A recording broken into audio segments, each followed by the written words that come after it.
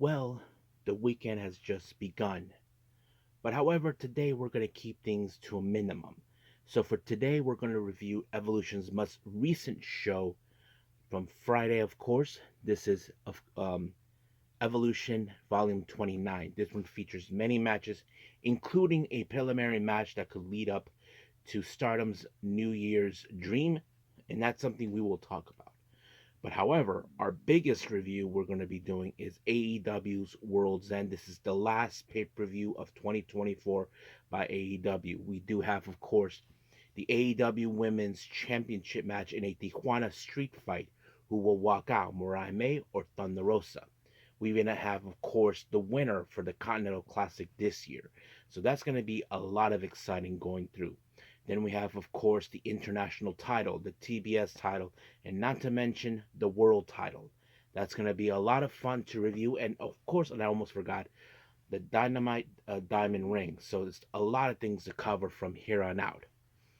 And then, of course, we will wrap up our episode with some news updates, a very short one with GCW updates on upcoming events for 2025, including something that people have been talking about, and Tony Khan has opened up the possibilities, and we'll get to that on that developmental part.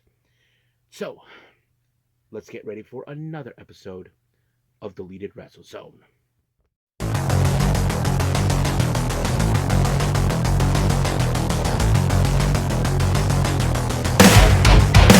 Are you ready? Get up, get up! Get up, get up! Get up, get up! Get up, get up! Get up, get up! Get up, get up! Hey everyone, welcome to the Deleted Wrestle Zone, all things that it's pro wrestling with AEW, NXT, New Japan Pro Wrestling, TNA, the National Wrestling Alliance, various promotions, wrestlers, matches, and championships. I am your host, J Rod here. So, if you are new to the channel, welcome. This is a channel where we do a lot of pro wrestling reviews from various promotions, not only here in the United States, but also in Japan, Mexico, Canada, Europe, the UK. Anywhere in the world, pro wrestling is not as big, but it continues to grow. We also, of course, do discussion videos, talk about various topics such as the wrestlers themselves, the promotions, factions, storylines, whatever we want to talk about. We also, of course, do more news updates. If certain information was unable to be on this episode, we can either put it on the next one or on a separate video by itself. We also, of course, do real timing news updates to keep you guys on alert if something has happened in the world of pro wrestling that needs to be addressed ASAP. We also, of course, got new Nagi Sayaka Watch and various other cool wrestling content as well. So if you like what you see, please subscribe to us or click on that subscribe button. You'll be getting a lot of daily reviews and other cool wrestling content as well. But if you like this episode, please give us a like on the like button or a nice comment in the description down below. Now, all introductions have been set aside. I believe it's time to ride up to the sunset. So, let's begin with our very first review, and this is from Evolution.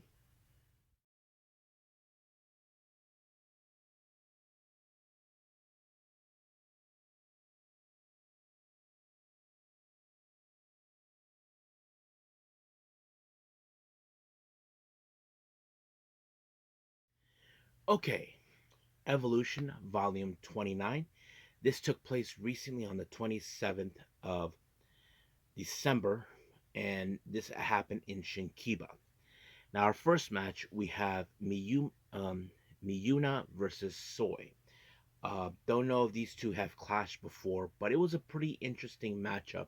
However, I wasn't too sure how this one ended because it looked more like Soy had Miyuna in a single leg crab, but Sunny, who is the referee of the match, noticed something and decided to make this match to call off, and they were concerns over Miyuna's well-being. We aren't too sure if she was okay. She looked more like she was unconscious or something, but they were able to stretch her out. We did see Suwama, and I forgot who else was there. They were able to carry her out in a stretcher, and hopefully she's okay. If I do get any information regarding about her, I'll let you guys know. Our next match, this one's a very fun one. We have, of course, the Terror in the ring, Momoka Hanazono, taking on Black Mensuri. Now, those who know this, I don't call Momoka Hanazono a terror for no reason. I call her a terror because she has unorthodox ways how to pick up wins, how to wrestle. That's what I meant. She's like a total menace that you can't even stop. I mean, she has the bubble machine, that little stuffy plant, that sort of thing, all those things she does. However, she walked away with a win up to 5 seconds flat onto Black Mansouri with the rope. However, Mansouri was not satisfied, so decided to continue the match, and it was restarted again. And once again, it was a very short one, but this time Momoka Hanazono just kicked him in the groin and rolled him up, and 1, 2, 3 happened. But once again, Blackman's story was not satisfied with, of course, another loss. So it was a second time restart. However, this match went up to, of course, less than 6 minutes, while Blackman's story was still holding on to his groin, knowing that he got kicked there thanks to Momoka. But, however, Momoka was able to pick up another pinfall. So it's over. So basically, they had the right amount of time. Our next match, we have Aki Shizuku versus Hikaru Sato, actually. Interesting intergender match. Man and woman fighting each other. But I have to say, these two fit perfectly because Shizuku, we have seen her do striking capabilities and certain submission capabilities. But Hikaru Sato has that specialty that we've seen many times over, whether in his own self produced shows or in other promotions he's been to. But he was able to apply a leg lock onto her, and of course, she couldn't hold it, so she had no choice but to tap. And of course, Hikaru Sato showed her the respect she deserves because she was able to fight someone like him. And I think she appreciated that Sato gave her the respect that she deserved, and I think that's a good thing. Our next match, this is our only men's exhibition match, is a tag match. We have Fuminori Abe and Takuya Nomura, who better known as the Astronauts. They take on Dan Tamura and Shuji Ishikawa. However, I'm always been a big fan of the Astronauts because two reasons why. These guys are very well versed as technical wrestlers, but when it comes to Fuminori Abe, he has a bit of the high flying capability that's possible. But him and Nomura, they in fact are not afraid to fight each other. They don't hold back. That's what I like about this team. But you would think that would play out in a good capacity in this match. However, this match ended in a 15-minute time limit draw, leaving it just like that over. So, pretty much just like that. Now, our next match, this is part of a preliminary match that will lead to Stardom on January 3rd for New Year Dream.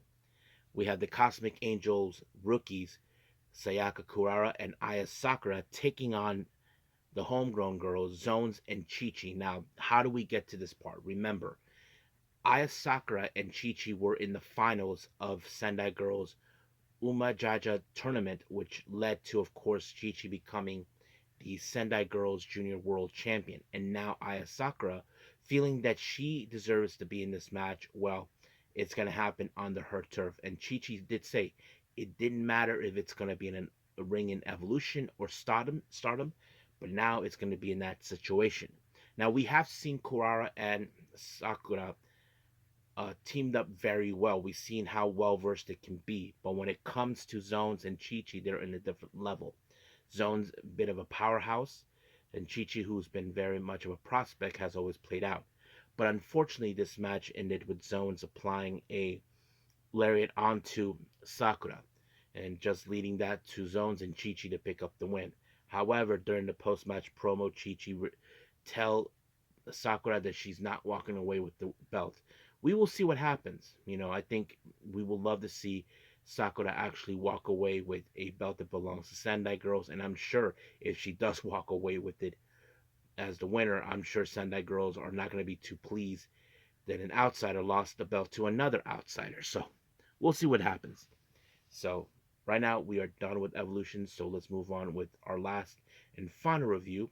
And this one's the big one we're going to do. I think we're going to take a long duration on this one. AEW World's End.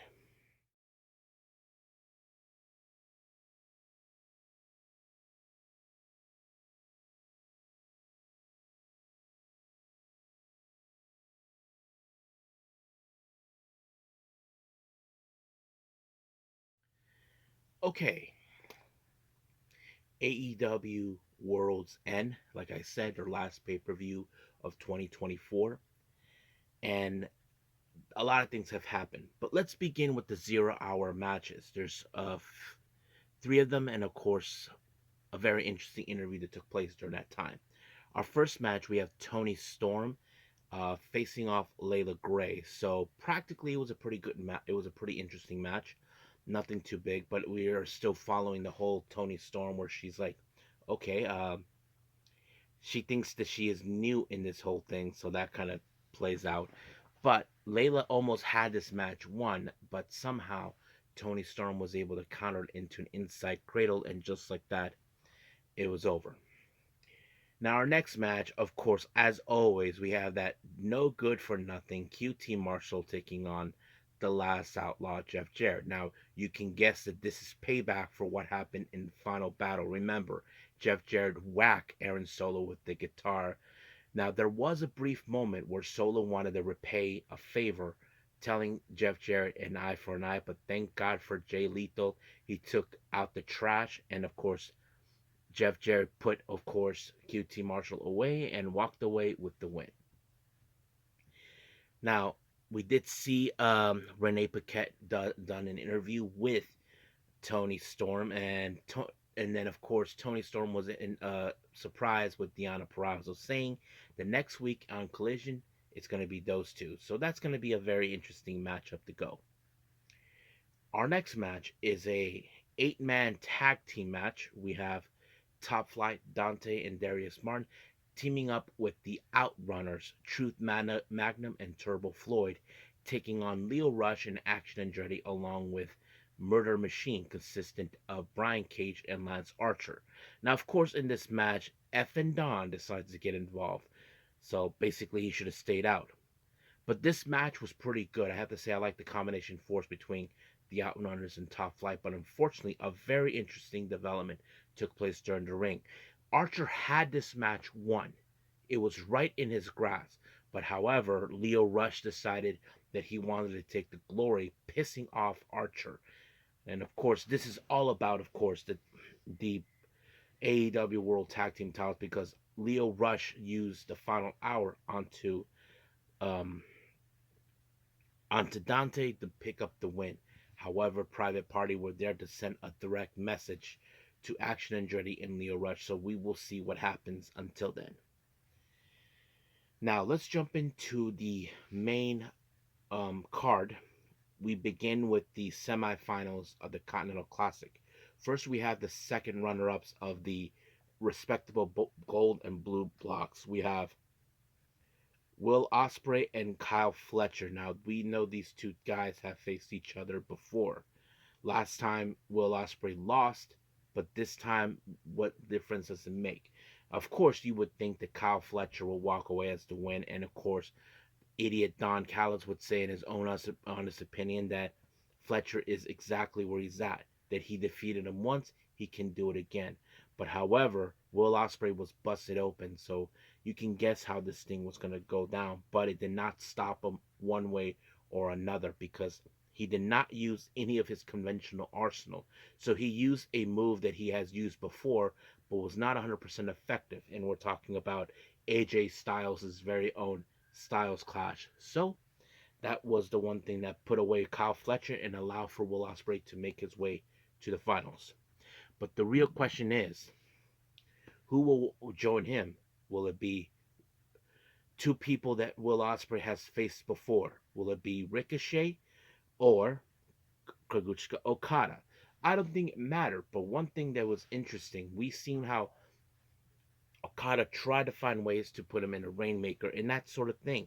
But when he finally applied it, it did give Ricochet the opportunity to be taken out and Okada pick up the win. And now we will see Will Ospreay and Okada facing the end. But however, it does not end there. You probably can guess Ricochet was not happy with the results, but there was one person that told him, do not screw up. And that is, of course, none other than whose house? That's right. Swerve Strickland warned him. I mean, Ricochet, he's all the talk.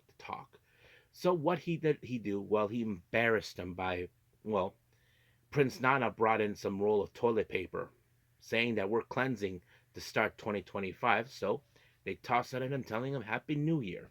And I'm sure Ricochet does not like being humiliated that way, but I don't think Swerve cares. I think he's like telling him, hey, you got involved in my interviews. I didn't ask you to, but now I warned you. Don't screw up. And now look what you did. Because Ricochet rubs in his face that he did not make it to this far when he was in the first ever Continental Classic. Well, I'm sure Ricochet thinks that didn't matter, but for Swerve, he should have just kept his mouth shut.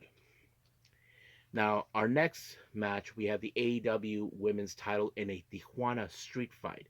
Of course, Thunder Rosa, uh, who we all know, and those who know this, I live right across from Tijuana, so that's one of the things takes on Mariah May. However, we did see Thunder Rosa, who was a father who was in ringside watching this, but you can tell this match was a brutal, bloody street fight, no matter what it was. I mean, you can use all kinds of things. I mean, I'm sure thumbtacks were told, but somehow Mariah May was able to overturn this and use Storm Zero through the table, allowing for her to retain the belt. Our next match is the Dynamite Diamond Ring. MJF that once again defends it to take on the one person he did not want to deal with, and that is of course Adam Cole. Now Adam Cole did have a little backup with him, and that is of course the Undisputed Kingdoms, Matt Taven and Mike Bennett. However, MJF was able to fool the ref, telling them that they attacked them, and the ref had no choice but to eject them. So this was part of his plan. But of course, we did see where Adam Cole was in the moment of using the dynamite diamond ring against him, but it backfired when he got kicked in the groin by MJF, allowing for MJF to use the heat seeker, and just like that, it was over, retaining the dynamite diamond ring. However, he attending to decided to take out Adam Cole once and for all. But however, Roderick Strong showed up this time to deal with him, but Kyle O'Reilly decided to take matters in their own hands, and they managed to take out MJF. So you probably can guess that possibly Kyle O'Reilly will leave the conglomeration to join the Undisputed Kingdom. So we'll see where that leads until Wednesday. Our next match, we have the AEW International title. Powerhouse Hobbs gets his hands on Takeshita. I have to say, this was a pretty good damn match, in my opinion. I enjoyed it. You can tell, like, this is one of those matches where, of course, Hobbs, he's the kind of person we would see he could be a good champion if they wanted him. But there was a moment when we thought the Takeshita had him right where he needed him, put him away, but it didn't backfire. But it was only the raging fire by Takeshita to put away Hobbs, and just like that, he retained the title. Our next match, we have the TBS title. Chris Statlander makes another play for the TBS belt against Mercedes Moné. Of course, this was another good match and very hard hitting. I mean, Mercedes Moné probably planned everything what she needed to do, but she was able to pick up a win by pinfall by using a somewhat of a crucifix type setup. I'm not sure what it was, but it was effective. Now, our next match is the finals of the Continental Classic. Who will walk out as this year's winner? Will it be Will Ospreay or Takeshita? We know these guys have faced off before in the past, like before Chaos time, or after Will Ospreay left Chaos. So that kind of sets it up. But man, you wouldn't expect it. And of course, we were going to see Will Ospreay start bleeding out again. But too many times the Rainmaker was being applied, but when Takeshi Okada applied the final nail in the coffin, it worked in its favor. won and retained the Continental Classic. But however, it does not end there. Christopher Daniels says, "Congratulations, but here's the problem. I'm not going to give you this belt because as of today, I am no longer EVP." And it turns out the EVP who will do that, it's none other than Okada's old rival, the cleaner, the best bout machine, Kenny Omega. So he's back. So it's no secret that we will see that match again between them. Now remember, Kenny Omega and Okada do have a lengthy record. I think Kenny Omega has 2 wins over him, a loss over him, and of course a draw. So I know these things. If you're probably asking me, he had the first loss he had with them was during a match for the IWGP Heavyweight Title. The draw was during another match, and then the third time is during the G1, and of course the second time when he won it was during the Minion back in 2019 or 2018, somewhere around there. But yes, so that's how it plays out right there. So we'll see. There's a prediction that this could lead up to All in Texas later on in 2025. So we'll see where that goes from there. Now let's jump into our main event, the AEW World Title. We have Orange Cassidy versus Hangman Adam Page versus the Switchblade Jay White versus John Moxley, a current champion. Now, of course, the Death Riders were going to get involved one way or the other to ensure that this belt remains in the Death Riders to ensure the future of AEW in their grasp. But the one thing that was perfectly clear, Orange Cassidy made a good, compelling cases. I don't think it matters who walks out as the winner, but I think he felt that Moxley has to be taken out, and that's exactly what they did. It's ironic that they gave him a triple power bomb, which is a move that was well recognized during his time with the Shield. But however, of course, things were going to go out of control. People that could have won. Once again, the Death Riders tried to get involved, but Marina Shafir ended up on the wrong side of the Blade Runner thanks to Jay White, but Moxley was able to take control and apply the Death Rider onto Jay White and retain the belt. But however, they wanted to take out Jay White to show him a lesson that no matter what, he will never be the world champion, and they will not take away what they feel is their destiny to right the wrongs of AEW. Unfortunately, we saw the return of FTR. Now, they did say they will deal with them at Fight for the Fallen, but they also made it clear they weren't coming alone, and it turned out a new faction of sorts was formed, and that is Rated FTR. That's right, Adam Copeland is back, and he took care of business. However, while this was happening, Christian Cage saw this, and he was not pleased that Adam Copeland has once again ruined his thunder because now this is going to complicate things. Christian has been, of course, been trying to get his hands on an AEW title since he has the contract, and there's a possibility we could see Adam Copeland at some point, maybe challenge, but we will see where that leads. But of course, Adam Copeland did stated that Fight for the Fallen is going to be Rated FTR versus Death Riders, and now it's official for that. So we will see what happens until then. But for now, we are done with our reviews. Let's move on with our last and final thing, news updates.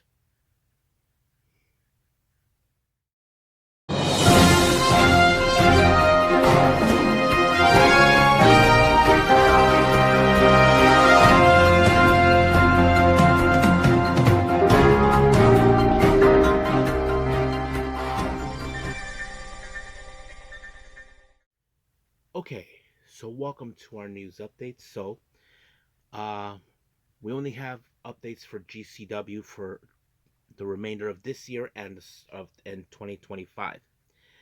The first one, of course, we have Till Infinity that will take place on the 31st, which we're not that far at the Mecca in Ridgeway Park. Atticus Cogar will be taking on Ciclope, so that's going to be a really interesting match to watch. And then in Rochester, we will on the 10th of January in 2025 for the Sorry Pal, we have the combined forces of Janelases, Joey Janela and Megan Bain, taking on the Spectral Envoy. So that's going to be a really fun match to watch. And then finally, The People versus GCW taking place on the 19th of January 2025 in New York City. Insane Clown Posse's very own Violent J will be involved. Now, for our only development, we're going to be here. Now, many of you may talk about certain things when it comes to the women's division at AEW. There was one thing that, of course, that there was a little thing that that was put out with Orange Cassidy, and Will and Orange Cassidy talk about if there is the possibility of she said, or Willow Nightingale said, that she would love to see a women's Continental Classic tournament. And Tony Khan just recently said that he is open to the possibilities of that. I mean, we would love to see that. I mean, why not? I mean, they do have a good stack of roster members, so females in the entire female division. So I think we should see how that rolls. So we'll see what happens. I'm sure Tony Khan is making plans or try to figure out what to do next. So we'll follow up if there's anything new coming up from that. But for now, I think we'll just call it a day. Well, I hope everybody enjoys this episode. For our next one, I haven't decided just yet.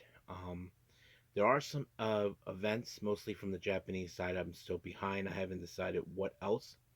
I'm thinking about trying to do that as soon as possible before the either before or after before after New Year. So that is something I'm still trying to figure out. So we'll see how things will progress.